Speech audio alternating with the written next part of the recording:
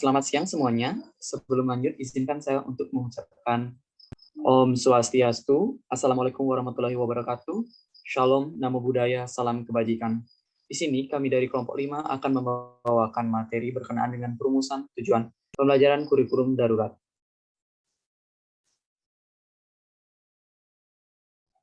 Adapun anggota kelompok 5 yang meliputi dari Saras dengan NIM 211, 202, 1161 dengan Dewi Tantra NIM 211, 202, 1165, dan saya sendiri, Bayu, dengan NIM 211, 202, 1171.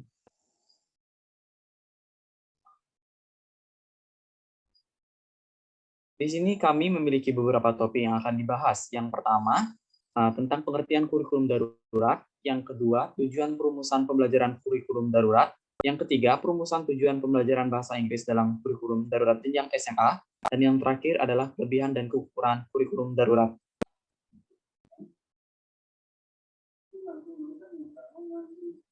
Untuk topik yang pertama akan dibahas oleh Dewi Tantra.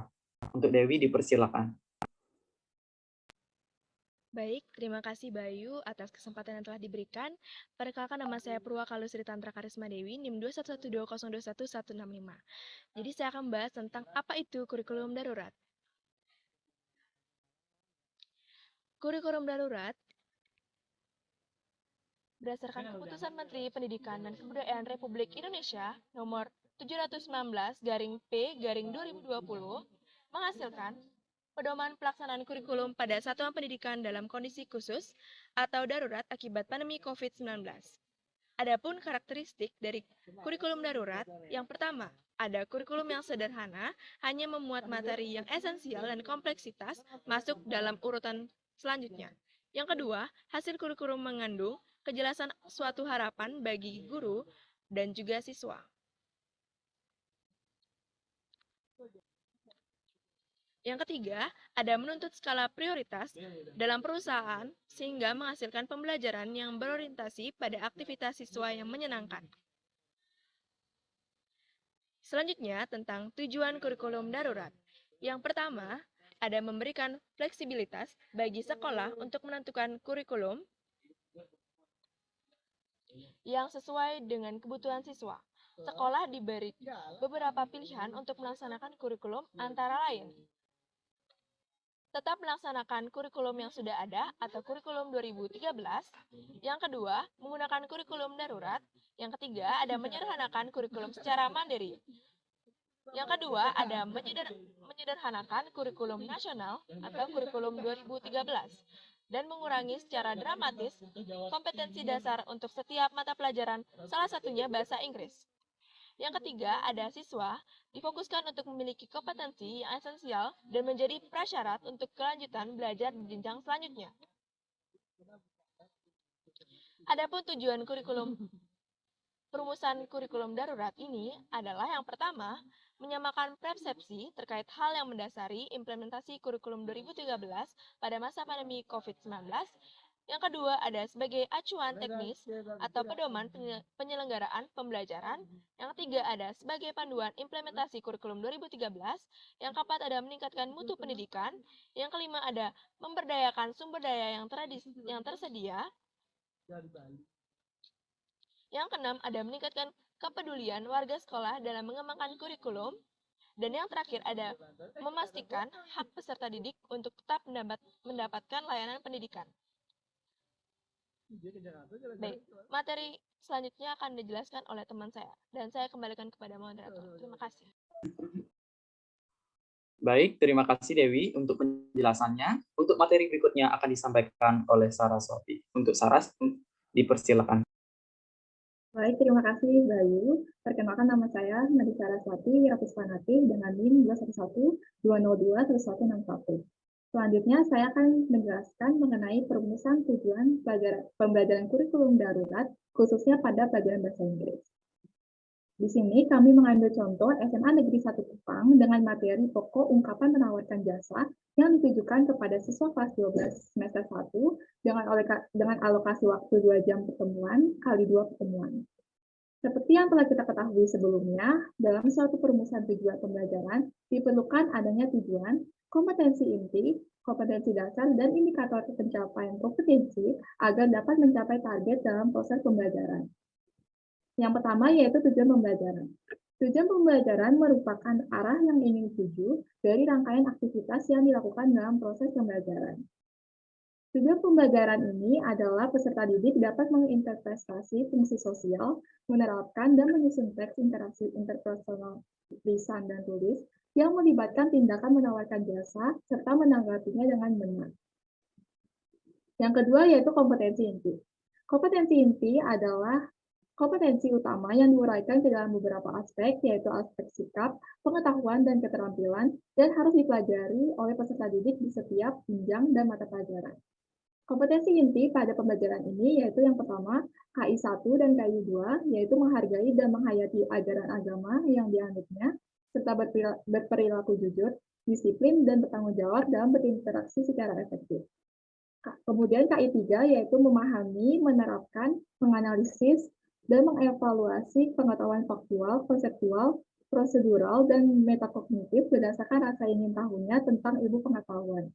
Dan yang terakhir yaitu KI 4, yaitu mengolah, menalar, menyaji, dan mencipta dalam ranah konkret dan abstrak terkait dengan pengembangan dari yang dipelajarinya di sekolah secara mandiri serta bertindak secara efektif dan kreatif dan mampu menggunakan metode sesuai kaidah API umum. Next.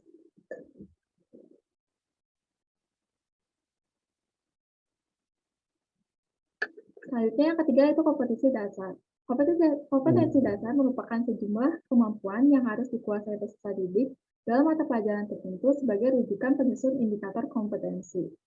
Kompetensi dasar dari pembelajaran ini adalah menerapkan fungsi sosial, struktur teks, unsur kebahasaan, menyusun teks interaksi personal, lisan, dan tulis yang melibatkan tindakan menawarkan jasa serta dapat menanggapinya dengan memperhatikan fungsi sosial, struktur teks, dan unsur kebahasaan yang benar.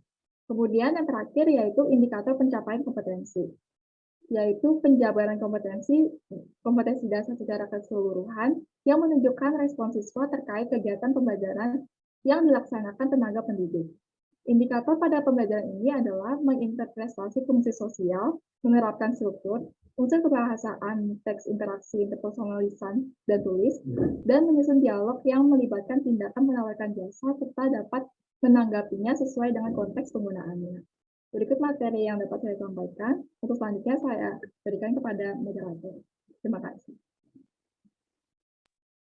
Baik, terima kasih Saras untuk penjelasannya. Untuk materi berikutnya, yaitu kelebihan pembelajaran kurikulum darurat akan disampaikan oleh saya sendiri. Yang pertama adalah pikulan mengajar guru akan berkurang, sehingga guru dapat memfokuskan kepada pendidikan serta pembelajaran yang esensial, seperti materi dasar, pokok, dan penting yang sangat perlu dipahami oleh peserta didik. Dan guru juga dapat menekankan dan berfokus kepada pembelajaran yang bersifat kontekstual, yaitu proses pendidikan yang bertujuan untuk membuat si peserta didik agar lebih memahami. Maka dari materi yang dipelajari tersebut, peserta didik mampu dan mengamalkan dalam kehidupan sehari-hari. Yang berikutnya yaitu siswa tidak terbebani oleh tuntutan untuk menuntaskan seluruh capaian kurikulum. Yang berikutnya yaitu menambah pengetahuan dan keterampilan guru dan siswa dalam bidang teknologi informasi. Kesejahteraan psikologis siswa dan guru dan orang tua meningkat karena pembelajaran dilakukan secara jarak jauh atau online, sehingga siswa dan guru dituntut untuk berpartisipasi untuk meningkatkan wawasan tentang penggunaan media teknologi dalam pembelajaran. Tentunya ini akan menambah wawasan dan pengetahuan guru dan siswa dalam bidang teknologi dan informasi. Next.